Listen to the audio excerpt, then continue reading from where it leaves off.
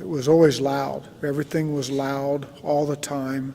When it got quiet, kind of make the hair on the back of your neck stand up because something was getting ready to happen.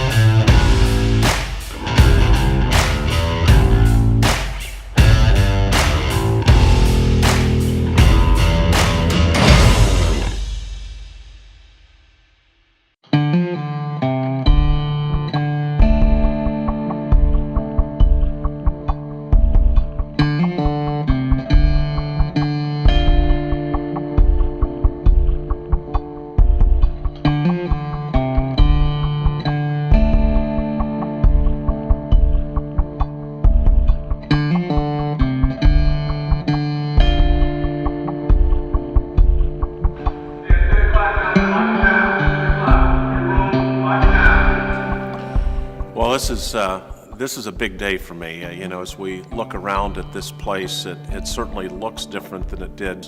They started building this back in 1886. Levi Schofield was the architect the state hired. He was told to make something that was menacing yet spiritual. And so they studied plans of castles and cathedrals in Europe, especially Germany, and that's why we have the Romanesque and Goth feel around here. My first venture in here, which was really probably about 1980 actually, 1979 and 80, when I was chief of the Bureau of Classification. And back at that time, we were classifying reformatory inmates and penitentiary inmates. And Lebanon and OSR at Mansfield here were the two reformatory places, and typically it was for first offenders under the age of 30, usually 18 to 24, 25 years old. And it was a rough housing place. The first time I walked in here, it was kind of as a volunteer when I was bringing those youngsters in for the Scared Straight program. I was amazed at the roar that you could hear. When you walk in the area that we're in right now, there was always activity on the left and the east, or the east and the west block side, and it was like this low rumble. And then the doors slamming and the loud noises. I was pretty intimidated. When I started here, they brought us in the first day, and we had to come in and go through and go across the yard because quartermaster was across the compound. First thing I remember was the door slamming behind me and all the noise. It was very loud.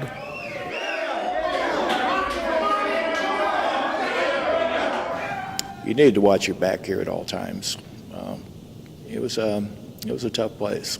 You never knew when you came out of that cell what was going to happen. I carried a razor blade with me all the time. I never had to use it, fortunately, but had I needed it and not had it, it might have been a different story. It was very different. You knew that you were in prison back then. When that door shut behind you and you heard the noise, and just the inmates are usually, what's going on in prison is usually a direct reflection of what's going on in society. And they didn't really know how to respond to women back then. They were rather quiet, protective. Some of them were very, very protective. Back then, when I started, very little training. They had just opened the academy. I went through some training, and then you were pretty much on your own. And the inmates back then did a lot of work that staff do today in the prisons. I recall at evening dinner time, the officers, we would shut down because there was a count time. Then they would start feeding.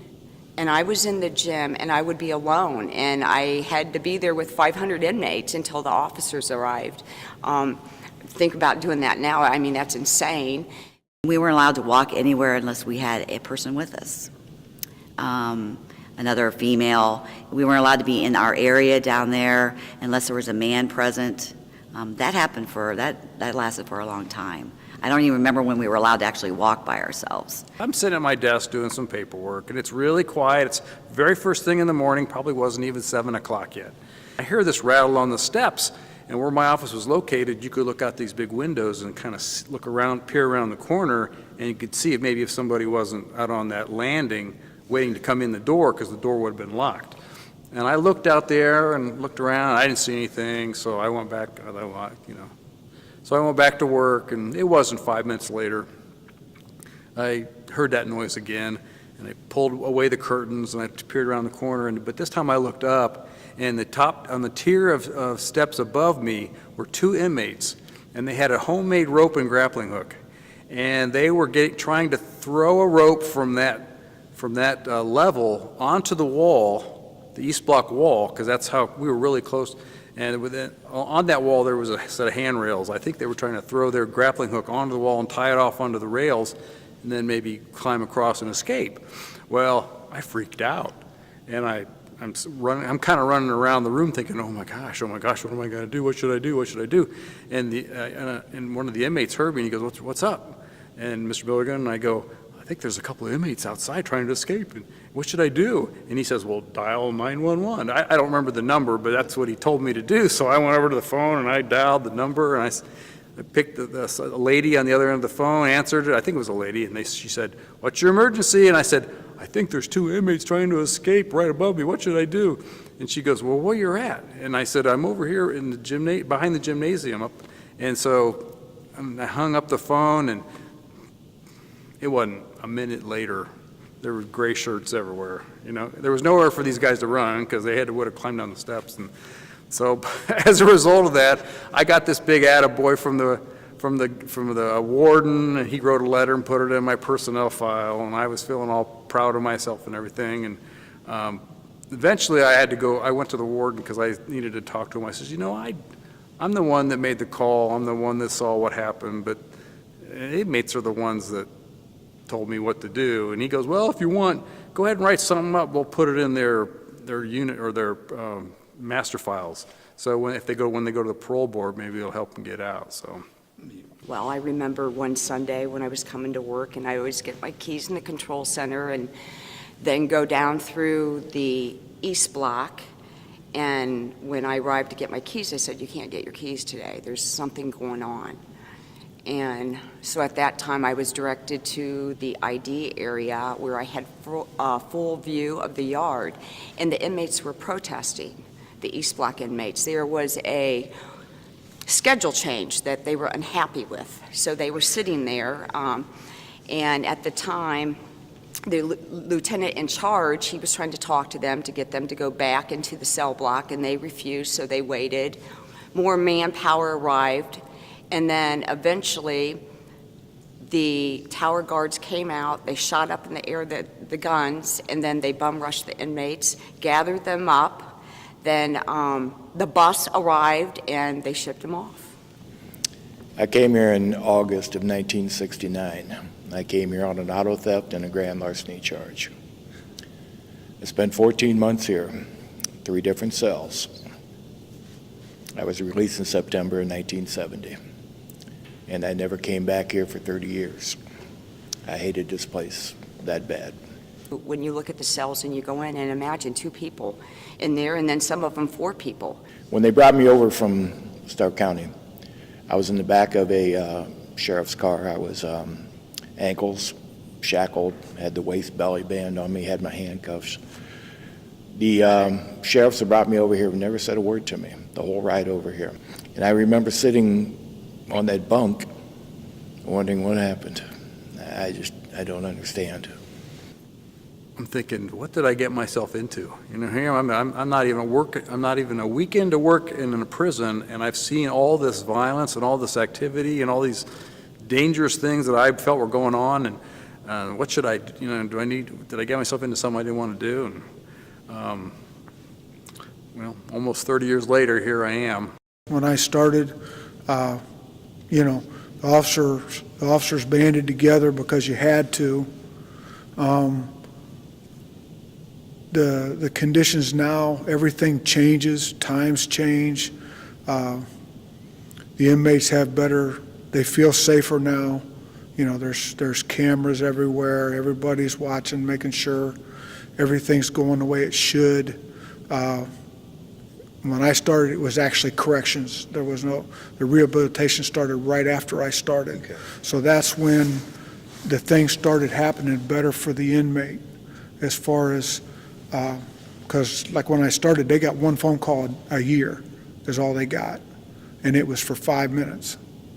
They got to call home and tell mom, hi, bye, see ya. I was a deputy warden at Chillicothe Correctional Institution, had just helped design and open up the training academy that Reggie ended up being the director of the training academy, and I was then sent to Chillicothe as a deputy warden at Chillicothe and oversaw the reception process. And during that time, I ran into a guy that was really a neat guy, a guy that I defined the word humility with, Roy Gerard, who was the retired assistant director of the Federal Bureau of Prison. And it happened to be, and I didn't know it at the time, but Roy was actually the mentor of Rick Sider, who was the director at the time, and Rick obviously is my mentor and appointed me eventually as warden in the end of '86. But during that time, I had an opportunity to listen to Roy. And he was presenting to a group of wardens, and it happened to be that the warden at Chillicothe was ill, and I got a chance to go to the meeting, the warden's meeting. It was a big deal for me then, right? And Roy spoke in a very direct way, not very animated, but talked about this thing called unit management. And talked about taking these large prisons and dividing them into smaller units and putting staff in charge of those smaller units of people to gain control of facilities. And what was remarkable was he designed this as a warden. When he was a warden in a Federal Bureau of Prisons, he said, Gary, he says, I looked out on my prison. He had youthful offenders in the Federal Bureau of Prison, much like was housed here at Mansfield, and said, all I realized was that we were just responding to incidents, one after another. And then he said, it dawned on me that the inmates were really controlling the institution because we were just responding and reacting to what they were doing. And in his own mind, he designed this decentralized, smaller units, putting staff in the units, giving them accountability to manage a population of inmates, and it made all kind of sense to me. So what I did, pretty reckless at the time as a deputy warden, I wrote the director a letter saying, I just listened to Roy Gerard, you were there, and I digested over the weekend what he said, and I said, I think this is one of the most remarkable processes and management schemes I've heard of, particularly in our large prisons. And I really hope that we follow through with that. Within 2 days, Rick sent me a note back saying, congratulations, you are now in charge of implementing unit management across every prison in Ohio. Director Moore, he was the one that was leading unit management back then. So, yeah, very, very different. They implemented it, they started it, so you could start seeing the change occurring. So in 1986, we made our final effort to implement unit management at this site, the Ohio State Reformatory. The conditions were a little better than this right now. I don't think this would have passed a CIDR inspection. But 1986, so we came here, Roy Gerard with me, we took a look at the facility, we toured the entire facility, we interviewed staff, we interviewed inmates, and I walked into the cell block like this and I said, my good God, where are we going to put staff? Because an integral part of unit management was placing staff inside units and giving them the authority to manage that population in these blocks. And in other places, we were able to build offices, and we had space to do that with, or in between units, we built offices, so staff were in the proximity of the inmates. I look here, and there is no place to put any offices. The fire codes that we were able to comply with, we would have never complied with had we put offices anywhere. And I looked and I said, my goodness, I said, the only place that we have that we can put our staff are in cells like this, staff in cells. Now what I think is important to understand is Mansfield, OSR was a wild place. A lot of violence, a lot of fights, a lot of different activities, and Mansfield's the last place to implement unit management in the system. So as we were doing this, I'm thinking, how are we going to protect our staff? If we put staff in the units, we've got to put them in cells on ranges. And what happens if an inmate grabs a staff member, or worse, and we have a major incident? God forbid what happens to the staff, but our work in the last 3 years of implementing this decentralized management system is in jeopardy everywhere with an incident like this. So after an all-day venture and having Eric Dahlberg, who was the warden, and his entire staff with me all day, we walked through, and I met with Eric in the office up there, and we both decided, well, Mansfield shouldn't be the place that we implement unit management. It'd be the only place. After all, we're going to be building the new Mansfield across the field here where it is. So I said, Eric, I'm going to go report to the director that there's just no place to put staff except in cells, and the risk is just too great. We all agreed. This happened to be on a Friday, by the way. So we're driving back to Columbus, and Roy's with me, and Roy's pretty quiet, and he says, so what are you actually going to tell the director? And I said, well, I'm going to tell him what we said. This is just, the risk is too great to put staff in offices. If someone gets grabbed, if there's an injury, if staff gets hurt, it jeopardizes unit management everywhere. So I'm going to recommend that we don't implement unit management at the Ohio State Reformatory. He was pretty quiet. So we get to the director's office Friday afternoon, and if you know Rick Sider, if you ever knew him, he didn't have a single thing on his desk. In fact, his phone was in his drawer. So I had a couple documents I wanted to hand him. He looked at them. He didn't put them on his desk at all. He says, so Gary, tell me about OSR. So I said, it's a pretty wild place, Director. I said, there's a lot of fights. There's a lot of incidents going on. I said, it's just that the culture is a tough place to implement any kind of progressive kind of peace. And you know what? Unlike other places, there's no place to build offices to put staff. If we're to implement unit management, we'd have to put them in those cells and put them in cells on ranges. And Director, I just can't imagine a staff member being there in an incident. I said, unit management would never be sustained in the system. He says, so let me understand something. And by the way, at that time, I looked to my left and I saw Roy, and his seat was like 6 inches behind mine. I was like out in front. I didn't realize the purpose of that until I realized the director's reaction. He says, Gary says, let me go back to 1984. When you wrote that letter saying, I really wanted to be part of unit management, I'd like to see it go, and I appointed you to head up unit management implementation statewide. He said, is OSR one of our prisons currently? And I said, yes, sir, it is.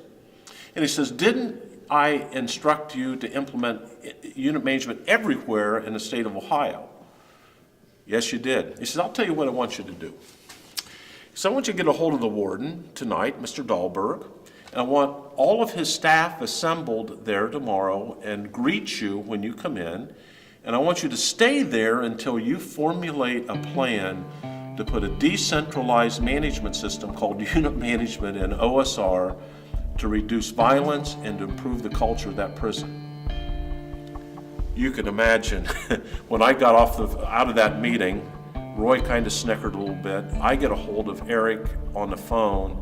He is livid, but he does have his staff assembled, and on that Saturday we formulated a plan that included putting great staff, correctional officers, correctional counselors, and case managers in these offices that are really cells, and try to convince staff that these were their offices. But the important thing is, while unit management was such a great strength to our system, helping keep our system safer, helping manage inmates, help put them on a trajectory to be released to the public, and other places, it really worked well. It worked better at OSR than any other place. It reduced violence, it calmed the atmosphere as we put staff, including female staff, in cells to manage this population. And it was the truest testament to the value of unit management, inserting it in a place like this. And so when I think of OSR, when I think of these cells and the unpainted facility, what I really remember are staff sitting in there, working with inmates, getting them to think about their future and making a difference in their lives.